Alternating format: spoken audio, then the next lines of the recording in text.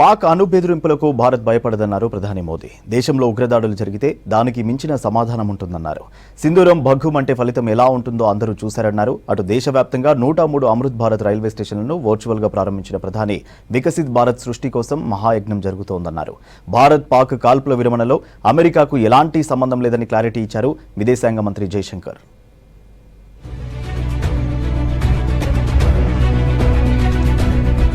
దేశవ్యాప్తంగా 103 అమృత్ భారత్ రైల్వే స్టేషన్లను ప్రారంభించారు ప్రధాని నరేంద్ర మోదీ. 18 రాష్ట్రాల నుంచి 103 రైల్వే స్టేషన్లను జెండా ఊపి ప్రారంభించారు. రాజస్థాన్లోని బికనీరు నుంచి వర్చువల్గా ప్రారంభించారు. వీటిలో తెలంగాణ రాష్ట్రానికి చెందిన బేగంపేట్, కరీంనగర్, వరంగల్ రైల్వే స్టేషన్లు ఉన్నాయి. రాష్ట్రంలో 2750 కోట్లతో 40 రైల్వే స్టేషన్లలో అభివృద్ధి పనులు కొనసాగుతున్నాయి.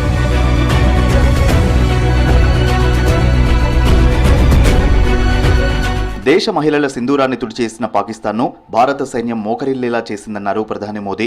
ఏప్రిల్ 22న జరిగిన దాడికి ప్రతిగా 22 నిమిషాల్లో ఉగ్రవాద మూకను మట్టిలో కలిపేశామని చెప్పారు. రాజస్థాన్లోని బికనీర్ బహిరంగ సభలో మాట్లాడిన ప్రధాని ఆపరేషన్ సింధూరులో ఉగ్రవాదుల ఎరివేతకు త్రివిధ దళాలకు పూర్తి స్వేచ్ఛ ఇచ్చిన విషయం గుర్తు చేశారు. సింధూరం భగ్గుమంటే ఫలితం ఎలా ఉంటుందో అందరూ చూశారన్నారు. అణు బెదిరింపులకు భారత్ భయపడదన్న ప్రధాని దేశంలో ఉగ్రవాద దాడులు జరిగితే దానికి మించిన సమాధానం చెప్పగలమనే విషయం పాక్కు స్పష్టమైందన్నారు మోదీ.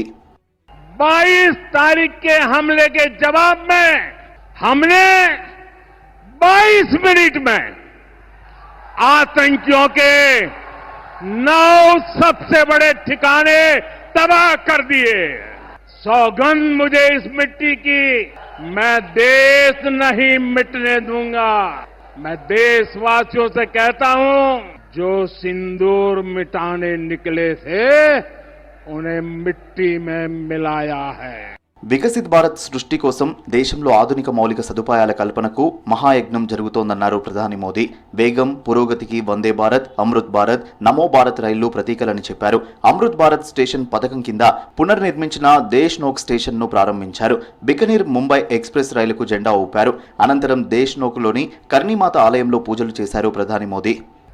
వికసిత్ భారత్ बनाने के लिए आज देश में आधुनिक इंफ्रास्ट्रक्चर बनाने का बहुत बड़ा महायज्ञ चल रहा है.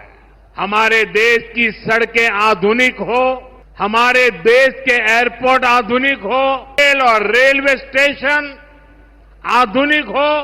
पिछले 11 साल में अभूतपूर्व गति से काम किया गया है.